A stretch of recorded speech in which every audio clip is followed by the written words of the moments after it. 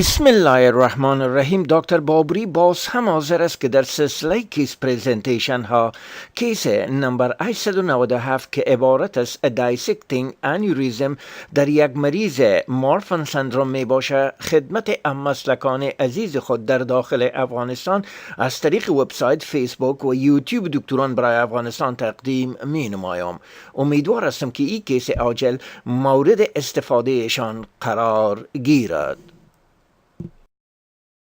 مسلکان عزیز و گرامی، السلام علیکم.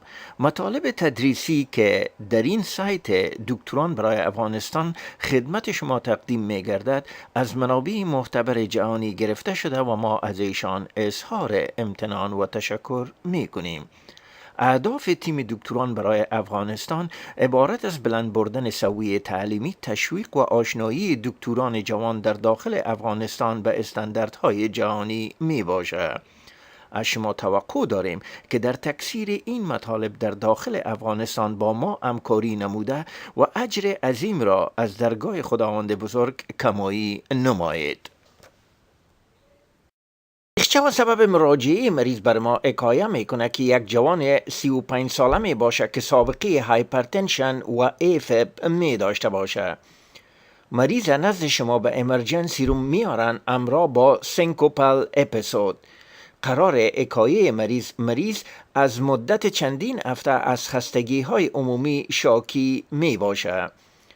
پیش از آوردن به شفاخانه دفعتاً به مریض یک حالت سینکوپیا پیدا می گرده و مریض نزد شما به امرجنسی روم می آرن.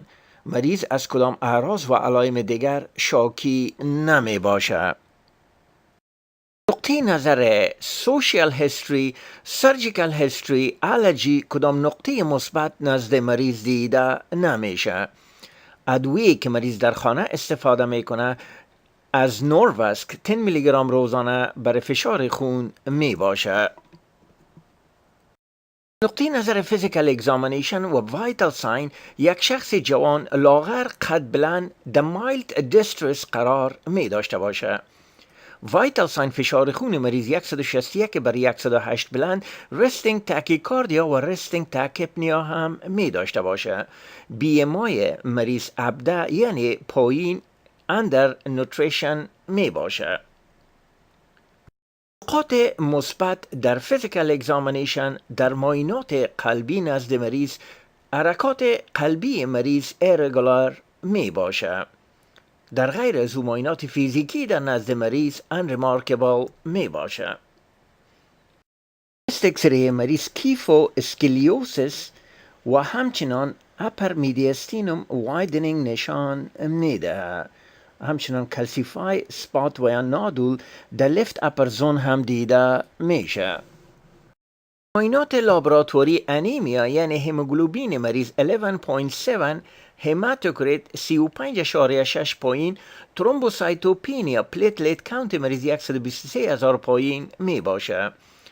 در بی ام پی و سی ام پی مریض یک متابولیک الکالوسیس یعنی بایکارب مریض سی بلند، اکیوت کیدنی انجوری یعنی بی یو این مریض 47 و کراتین مریض 1.9 بلند می باشه. در این وقت در امرجنسی روم مریض وضع عمومیش خراب میشه، رپید ریسپانس تیم اکتیویت میگرده. فشار خون مریض در این وقت 70 بر 50، تاکیکاردیا حرکات قلب مریض 110 بر 1 دقیقه بلند میره. مریض به میکانیکال ونتیلیتر بعد از انتوبیشن کنکت میکنن. الکتروکاردیوگرام مریض SVT possible sinus tachycardia و یا AFib with rapid ventricular response و همچنان ST changes the lateral lead به وضاحت دیده شده میتونه. من و پلان داکتر جوان ما در امرجنسی روم تشخیص شانشاک، سینکوپال اپیزود، کاردیاک اریتمیا و دیهایدریشن می باشه. همچنان مریض اکیوت رینال انسفیشنسی و انیمیا هم می داشته باشه. در مدیکال آی سی یو بستر میکنن، آی وی فلوید ریسوسایتیشن یعنی به مریض 2 لیتر نوموسلین آی وی بولس و بعدها 500 ml در 1 ساعت نزد مریض چالان میشه. همچنان وازوپرسور لیووفیت هم نزد مریض چالان میگرده. مریض اسکیجول میکنن برای کت اسکن چست. وقت چست اکسری مریض دوباره تکرار میگرده نشان میده لارج رایت ساید پلورال افیوژن و هموگلوبین مریض از 11.7 به 6.5 پایین میگرده، یعنی یک حالت شاک، یک انیمیای شدید و لارج رایت ساید پلورال افیوژن که دلالت به هموتورکس میکنه. همه از این نقاط دلالت به دایسکتینگ انوریزم میکنه. البته مریض در این وقت وضعش خراب شده، به ریسوسایتیشن جواب نمیگویه و مریض فوت می نمایه. دیدهایی را که داکتر جوان ما درباره این کیس جالب و نادر که عبارت از دایسکتینگ انوریزم در یک مریض مارفان سندروم می باشه جمع آوری کرده قرار زایل می باشه. از نقطه نظر پاتوژنیسیس باید به خاطر داشته باشین که ناشی از ضعیف شدن و پاره شدن طبقی انتیمای ابهر می باشه و در نتیجه جریان خون بین طبقه انتیما و همچنان طبقه میدیا داخل شده و باعث فالس لومن می گردد. ریسک فاکتور به مریضای دایسکتینگ انوریزم یعنی رول ابنورمال اورتیک میدیا در مریضای پایانی دیده شده میدانه. مریضایی که سیستیک میدیال نکروسیس می داشته باشه که معمولا در اشخاصی که سابقه هایپرتنشن و مسن می باشه دیده شده میدانه. همچنان مریضایی که کنکتیو تیشو دیزیز می داشته باشند، در او جمله امراض مثل مارفان سندروم، هیلر دانلوس سندروم، همچنان مریضایی که اورتیک دایلیشن، خصوصا اشخاصی که سابقه فامیلی اورتیک دایلیشن می داشته باشند. همچنان باید به خاطر داشته باشین که اورتیک دایسکشن اسوسییشن امرا با بایکاسپید اورتیک والف، اورتیک کوارکتیشن و ترنر سندروم می داشته باشند. ما اوصاف مارفان سندروم می داشته باشه. مارفان سندروم فیچرز و یا اوصافش قرار زایل می باشه. معمولا این مریضا قد بسیار بلند، دستها و همچنان انگشتان دراز می داشته باشند. صدرشان پیجیون برست یعنی پکتوس کاریناتوم می داشته باشند. مادرید و یا سیویر اسکلیوسیس دیسلوکیشن لنسس در نزد مریضا دیده میشه و همچنان مریضا سابقه فامیلی هم می داشته باشند. در جوان ما پاهای مارفان سندروم بر شما نشان میدهند.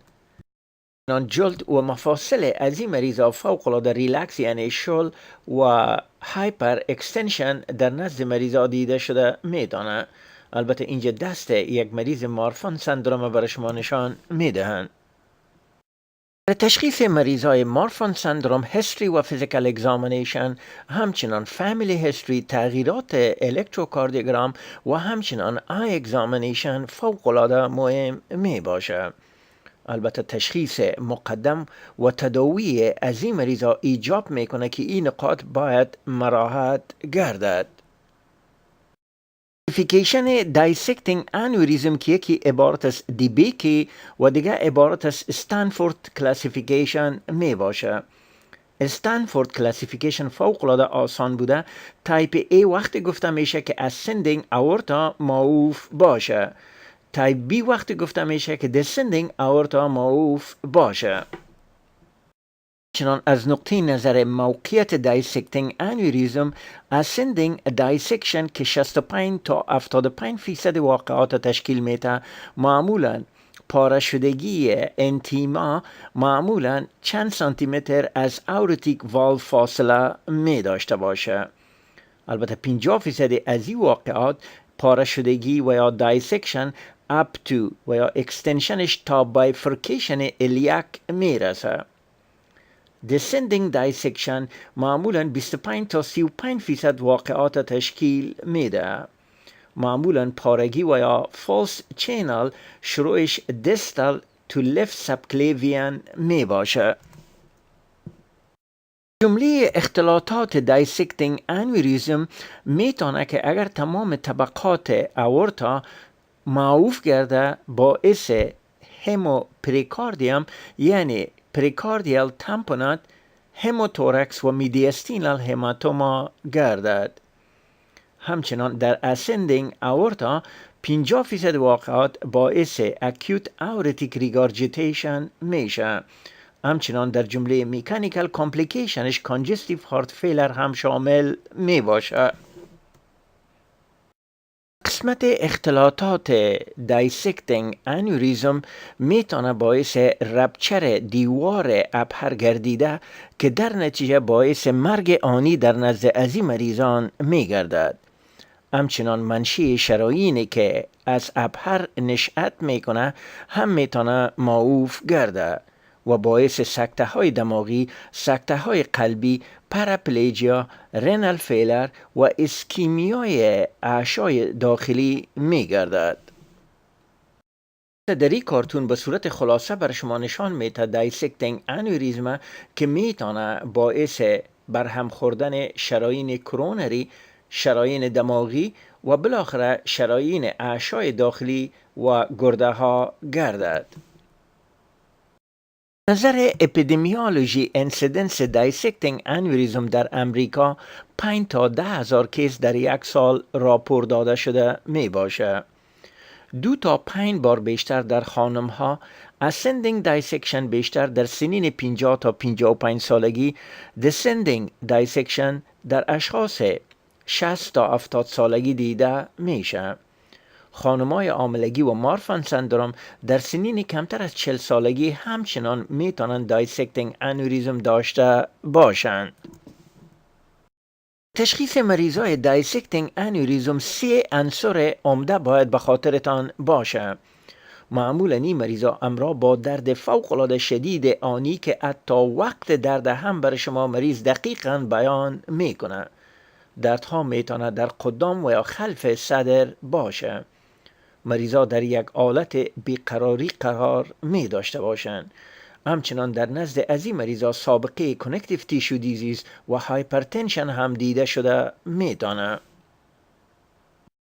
90% از این مریضا همراه با دردهای شدید آنی صدری در قدام و یا خلف صدر و بعضا میتونه که مایگراتوری پین هم داشته باشند. البته در نزد ازی مریضا باید سکته های قلبی، نومونیا، پلوریزی، پولمنری امبولیزم، نوموتورکس، پانکراتایتس و کولیسیستایتس هم رول اوت گردد. البته وقتی که این امراض رول اوت شد باید که دایسکتینگ انوریزم در نظر گرفته شود. اشکال غیر وصفی دایسکتینگ انوریزم 10% واقعات به شکل سینکوپل اپیزود ناشی از هموپریکاردیوم، همچنان پراپریژیا و یا پراپلیجیا ناشی از انوالومنت سپاینال آرتری، استروک ناشی از انوالومنت کاروتید آرتری و هارنر سندروم هم نزد شما مراجعه میکنه. وقتی که از نقطه نظر فیزیکال اگزامینیشن باید در نظر گرفته شود، این مریضا معمولا فوق‌العاده مریض به نظر خورده میتونه همراه با هایپرتنشن، هایپوتنشن، اورتیک انسفیشنسی، پولسس دفیسیت نزد شما مراجعه نمایه. نقطه نظر نیچرال هیستوری باید به خاطر داشته باشین که دایسکتینگ انوریزم یک مرض فوق‌العاده مدهش و کشنده می باشه. 40% واقعات مرگ آنی در نزد مریضا دیده میشه. مریضایی که به شفاخانه میرسن اگر به صورت مقدم تداوی نگردن، وفیات از این مریضا 1% در 1 ساعت، یعنی 50% مورتالتی از این مریضا در 48 ساعت آینده می باشه. دلایل تشخیص در مریضای دایسکتینگ انوریزم ترانستوراسیک و ترانس ازوفیگال اکوکاردیوگرام، کامپیوتد توموگرافی، MRI و اورتوگرافی می باشه. تشخیصی دایسکتینگ انوریزم در چست اکسری قرار زایل می باشه. abnormal aortic knob, widening of mediastinum, left side pleural effusion، همچنان اپیکال کپینگ باید به خاطرتان باشه. چست اکسری در 18% واقعات به حالت نرمال می باشه. ترانس ازوفیگل ایکوکاردیوگرام معاینه چویس در نزد ازی مریضا می باشه. البته این پروسیجر در بیت ساید و یا در امرجنسی روم انجام شده میتونه که های سنسیتیویتی و اسپسیفیسیتی می داشته باشه.